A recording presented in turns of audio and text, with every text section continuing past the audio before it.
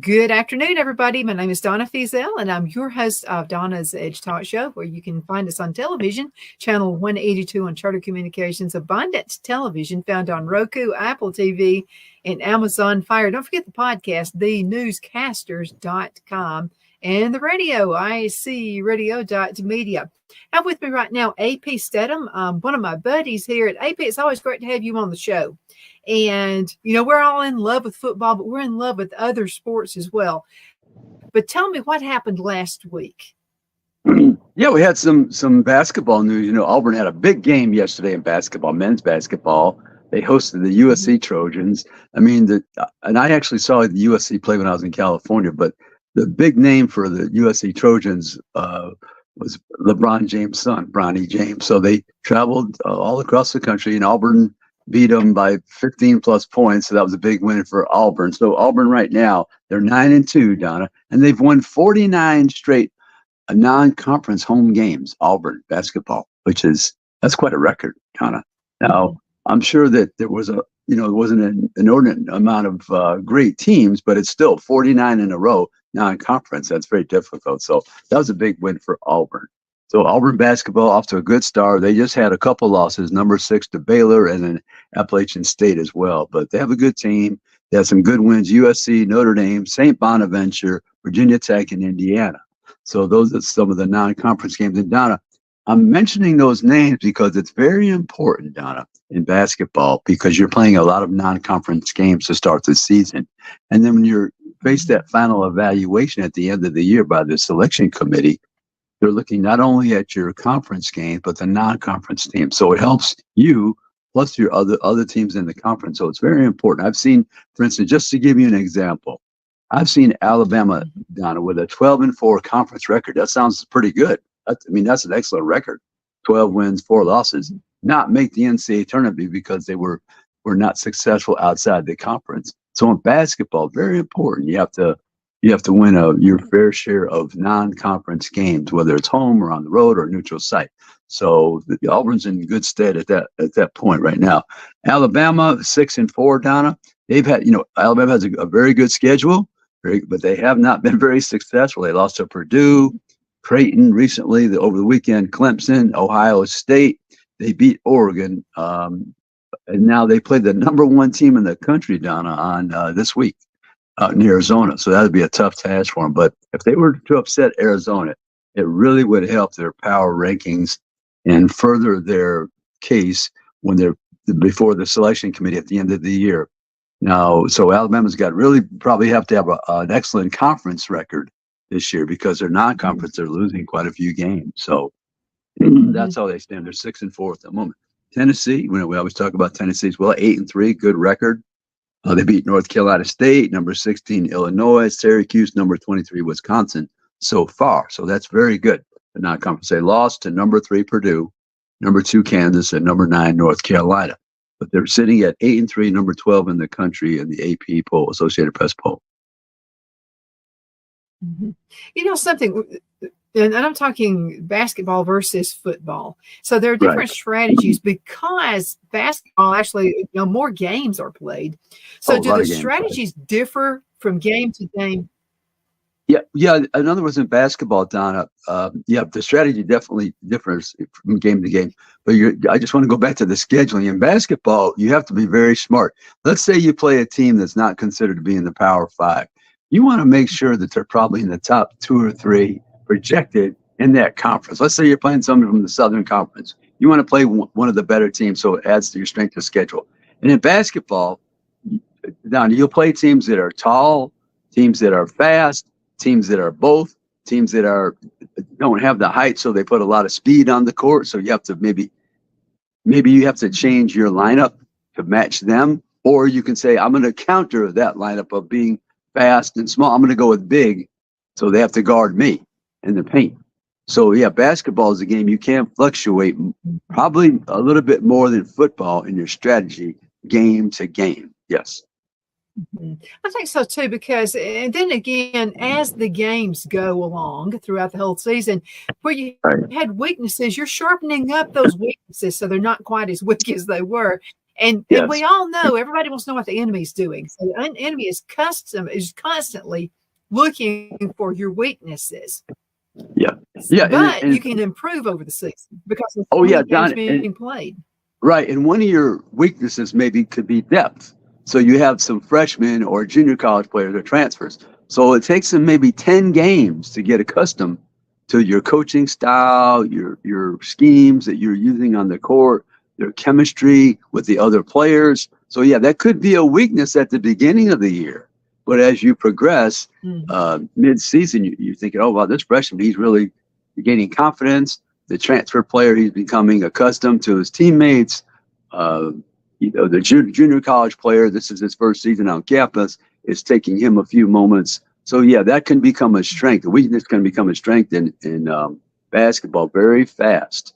But that's all dependent upon the individual player and the coaches, how they're able to push that person along to fill that role, whatever that role may be. Maybe they want him to be a better rebounder.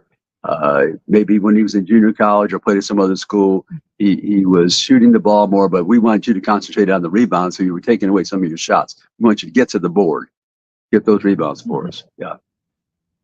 Yeah, and the experiences you gain, because experience actually, again, like you just mentioned just a couple of minutes ago, where you've had a weakness, the more experience you have actually working that out can really be a plus for you a little bit later on in the season.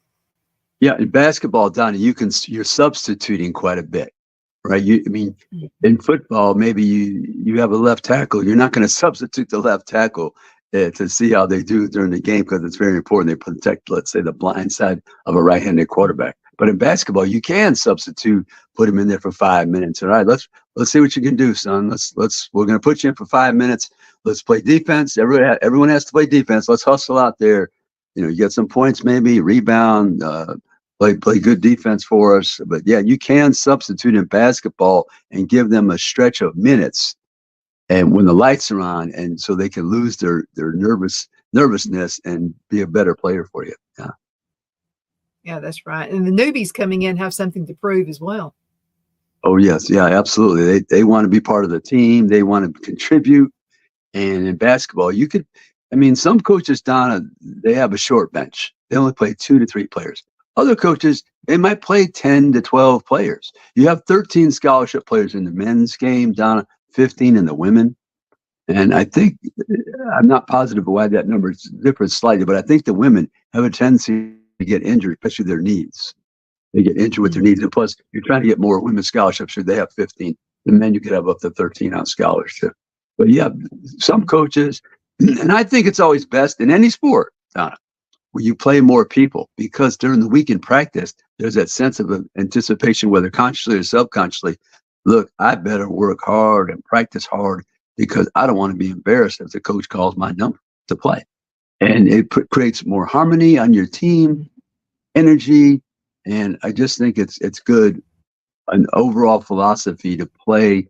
And they're all on scholarship. Why not playing? Why not playing them? Employers are talking a lot more about team players, of the people they employ. It's really important in basketball because one injury from a top player could mess everything up. And so everybody has having to start all over again. But they have to move fast on this situation, don't they? Yeah, basketball down at 5 components on the court, 5 individuals on the court. So if you're just looking at the 5 players, if you have one player go down, that's 20%, 20% of your production.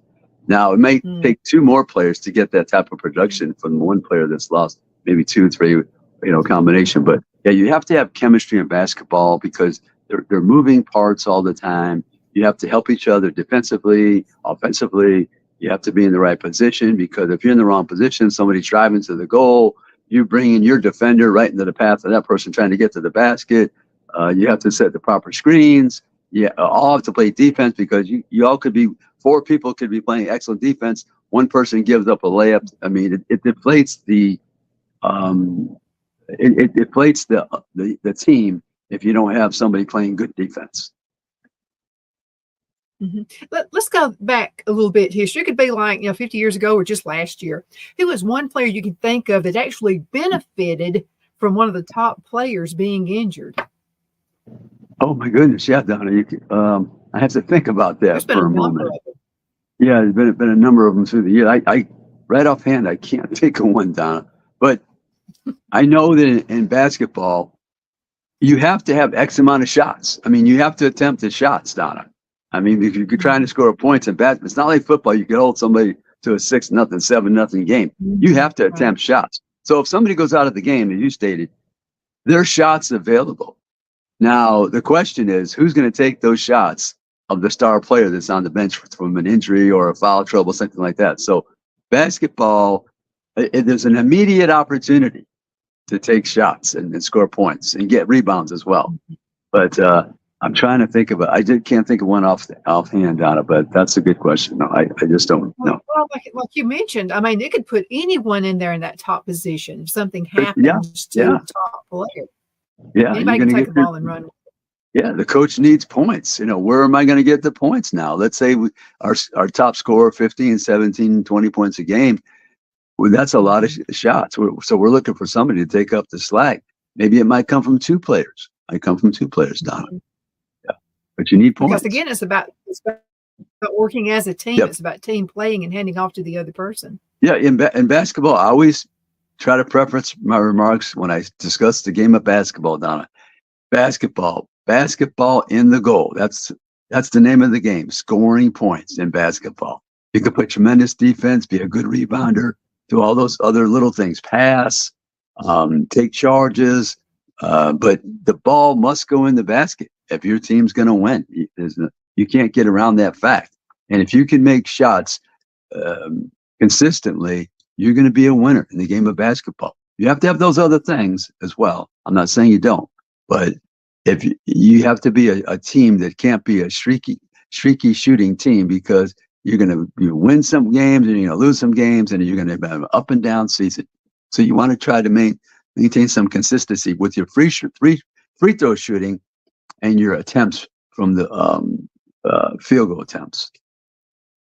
We're going to have to go into a commercial break. I can't believe half the show is already over. So let's go into a commercial break. But when we come back, let's talk about our more like a southeastern region, and then let's go national and with the top players. So we'll be right back in just a minute. Everybody hang in there. We'll be right back. Twin City Used Car Sales has been serving drivers in the Northeast Alabama area for years with a quality selection of late model used cars, SUVs, and pickup trucks. On top of our extensive selection and competitive prices, we offer professional auto financing services for used car buyers of all credit levels. Whether you've just begun your search or you're ready to secure your next vehicle, at Twin City Used Car Sales, you will drive away with the vehicle of your dreams. The sales and finance staff at Twin City Used Car Sales looks forward to serving you, and you can apply for financing online before your visit to our used dealership in Gadsden, Alabama. Check us out on the web at twincityusedcars.com or go by our location at 901 First Avenue, Gadsden, Alabama. We sincerely look forward to serving you.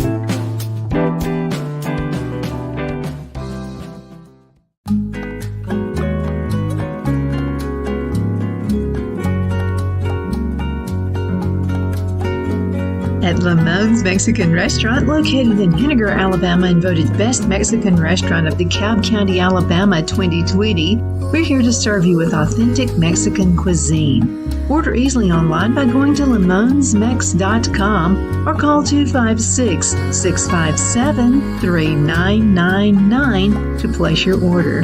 We're open Sunday through Thursday, 11 a.m. to 9 p.m. and Friday and Saturday, 11 a.m. to 10 p.m. Whether you're celebrating a cozy date night for two or a celebration for a crowd, at Lamone's you'll love our atmosphere and friendly servers. Thank you for dining with Lamone's Mexican Restaurant.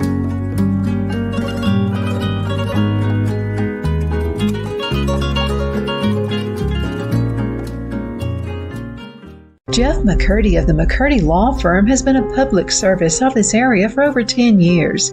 McCurdy, a member of the Henniger City Council, serves as prosecutor for the town of Sylvania and was named public defender for the city of Rainsville. The McCurdy Law Firm is located at 17326 Alabama Highway 75 in Henniger to better represent his Jackson and DeKalb County clients. If you need to be represented by a true public servant with proven success, call Jeff at 256-996-8701 or send a private email to mccurdylawfirm@gmail.com. No representation is made that the legal services performed is greater than the legal services performed by other lawyers.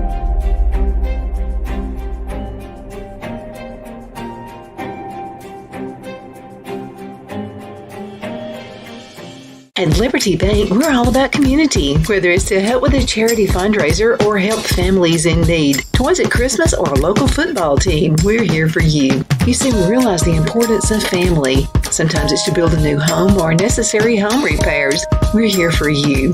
If you like the feel of a small town bank with all the conveniences of a big city bank, we're here to serve you. You will find us at any of our convenient locations in DeKalb, Marshall, Etowah, and Blount counties in North Alabama. You can call and speak with any of our friendly staff at 256-659-2175 or check us out on the web at libertybankal.com. And thank you for your support of our community. Member FDIC Equal Housing Lender.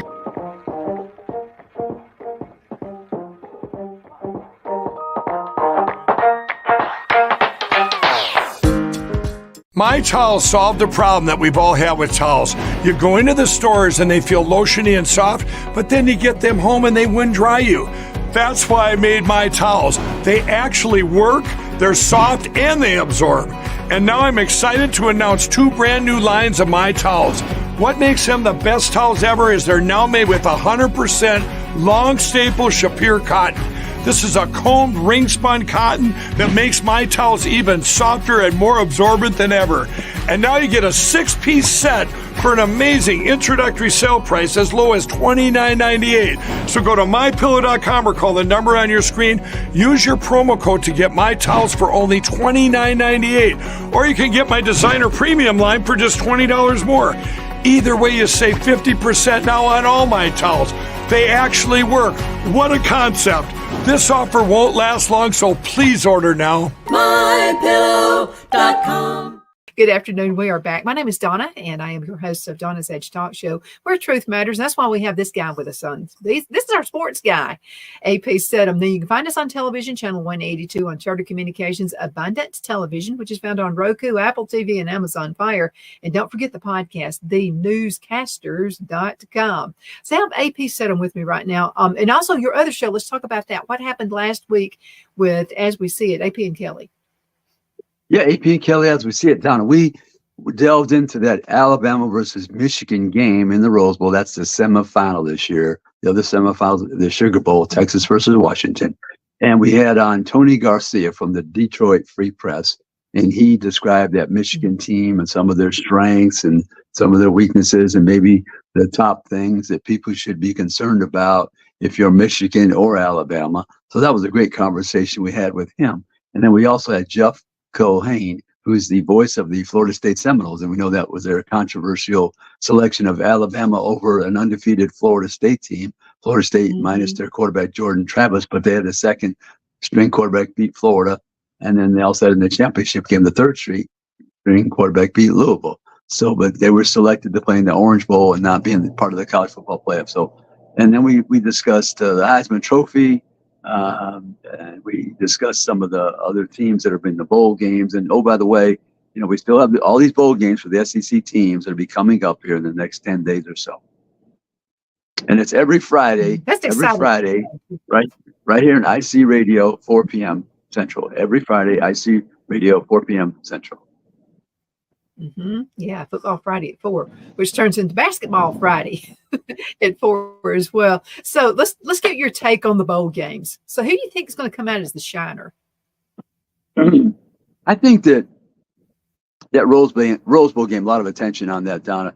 And I just remind people, this is the first time that Alabama technically is going to play in the Rose Bowl game in California. The Rose Bowl a few years ago, Donna, was in Texas because they didn't have activities in California, so they moved it to Texas. And also the $1 Million Band will be in the parade for the very first time. So that's pretty exciting for the $1 Million Band. People love the band. I love the band. So, but I think if Michigan can tighten up the defense against Jalen Milroe, the very highly successful dual threat quarterback from Alabama, the game will be very close. If they can't, I think Alabama can move ahead of Michigan. Right now, I think Michigan's a couple point favorite, 2.5 point favorite. So, but the other game that I was wanting to watch, Donna, was the Florida State Georgia game, but so many players are opting out, they're transferring. So I don't think it's a true reflection of those teams, which is sad. It's sad for college football that the players are opting out because it's not part of the college football playoff. And then Georgia has an inordinate amount of players down this year transferring. I think it's over 15, which is, I think it's maybe the most number they've had in quite a few years at being the transfer portal. So that's kind of interesting. A lot of 5-star type players, how they recruited too. So, but the Alabama-Michigan game, big game, Florida-Georgia, I'm still going to watch it, of course. Tennessee plays Iowa. I think they played once or twice before. Tennessee, they struggled offensively. Iowa, good defensively, Donna. They really have struggled scoring points, Iowa. And then Auburn played Maryland. We know Maryland, their quarterback, one of the top quarterbacks in the Big Ten, and people will be familiar with his name. His name is Tawalia Tagovailoa, the brother of Tua Tagovailoa, who played at Alabama. And then Tawalia had played at Alabama a few years and transferred to Maryland. So he's been very successful over there. So that game's up in Nashville, Music City Bowl. And so Auburn, they have some players opting out as well, but we'll see what happens. It should be an exciting game, Auburn and Maryland as well. I'd like to talk to you for a few minutes about players who are opting out. I don't know. I just have a bad feeling about that. Why would you? It's almost as if you're stepping away. You're forgetting what you've done the entire year. Yeah, I don't get it, Donna. Yeah, you're taught your whole life in athletics to finish. That's a theme. Finish the game, finish the practice, finish the repetition in the weight room, finish the running when you're outside on the track, finish the game, finish the season. Then all of a sudden, they discuss being brothers, and I'm thinking, well, if you're my brother, you're walking away. We need you. Why are you walking away? But they feel that, yeah, we need you now. We need to finish. You just played three weeks ago. Well, you're not finishing out the season. What's the difference? I mean, there's always a chance to get injured down. Always.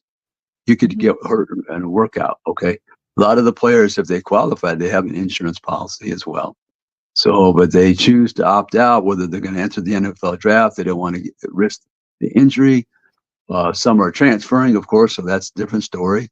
But those who opt out not to play, and you still have the eligibility, and I just find that it's distasteful. I don't like the fact that they don't finish the season with their teammates. Who they call brothers all the time. Rules and regulations change every year, so why can't a ruling be put in effect for that? I'm thinking, you need the incentive to say this is the rule. If you sign a contract, let's say for an NIL, name, image, and likeness, to receive money, you have to play all the games, the bowl included. Now, that's the only way I would operate and function properly, Donna, because all it would take is one school to say, we're not interested in you finishing the bowl game. Come play with us. But if you had a uniform rule, Donna, that's why you have to force everybody to follow the same rule. It can't be just unilaterally. It has to be everybody. But maybe that could happen down the road because, this idea of just opting out of the bowl games, and the bowl people, they're trying to generate interest and enthusiasm, and the star player chooses not to play in the bowl game. So that's an issue. Well, it's been an issue the last 5 years. Yeah, it changes the whole dynamic for everybody. Yeah, sure does. Yeah. Let's fast forward to next year because we're talking football right now, but so many players are changing, they're leaving, whatever. So where do you think the top 5 will begin? And I know we got a lot of things going to be happening. You'll probably gain some players, lose a lot of players.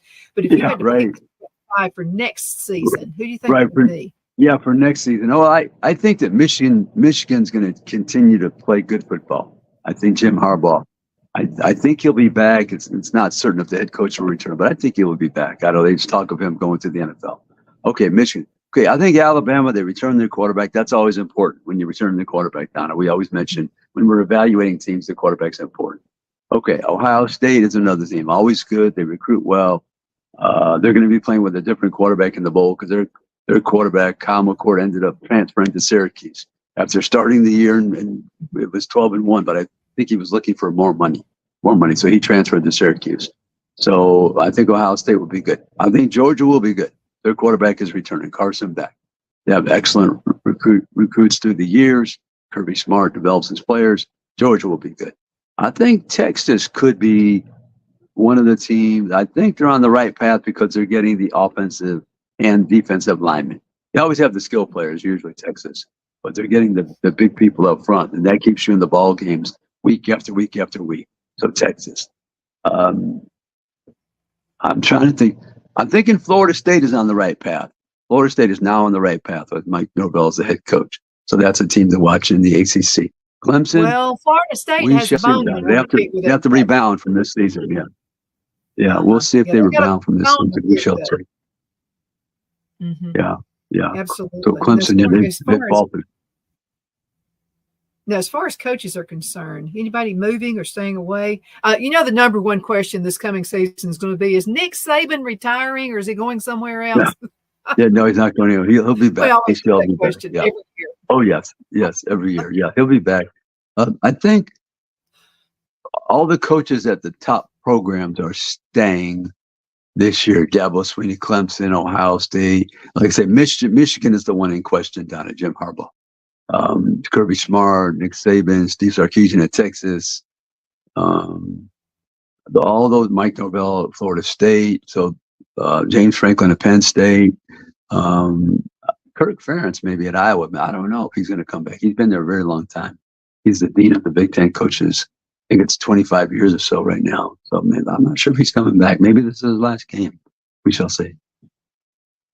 We had some high hopes for Tennessee, and that just kind of fizzled away just a little bit. How do you think they'll appear next season? Tennessee, yeah. Tennessee has got to do some things with their offense to get more consistency. They're bringing in that quarterback from California. He's in a reserve role, Nico, and I won't attempt to pronounce his last name, just Nico. But he's a very good quarterback. We'll see if he progressed to the point where Tennessee's offense will be more consistent scoring points, because that's the name of the game with Tennessee. Josh Heupel is an offensive coach, and defensively they're always trying to improve. But yeah, they did. Tennessee, and I say this, and we've been following them for years, and I thought this year it was going to be much better. I thought they'd win 10 games, including the bowl. They faltered against Florida, Alabama, lost miserably to Georgia and Missouri, both four losses there. So they did not have a good season. They cannot be very happy. Not be very happy at all, Tennessee. Yeah, it's kind of a surprise. Hey, people are going to have to call it a day. What would you like to say before you leave? Yeah, Donna, the bowls are coming up. We'll discuss them next week. The final show before the end of the year, hopefully. And the SEC's got 9 teams in the bowls. Alabama's in the playoff, the Rose Bowl, big game, but it should be fun. We always love watching all those games at the end of the year, the bowl games. People say there's too many, but I always enjoy all of them. No, there's not too many. No, I like them. Come check them out. Yes. Absolutely. We're going to have to call it a day. Thank you, AP, so much for being on the show today. And thank you for watching Donna's Edge. We definitely appreciate that. You can find us on television, channel 182 on Charter Communications and Abundance Television, which is found on Roku, Apple TV, and Amazon Fire. AP, hang around just a little bit about scheduling for next week, and we'll be right back in just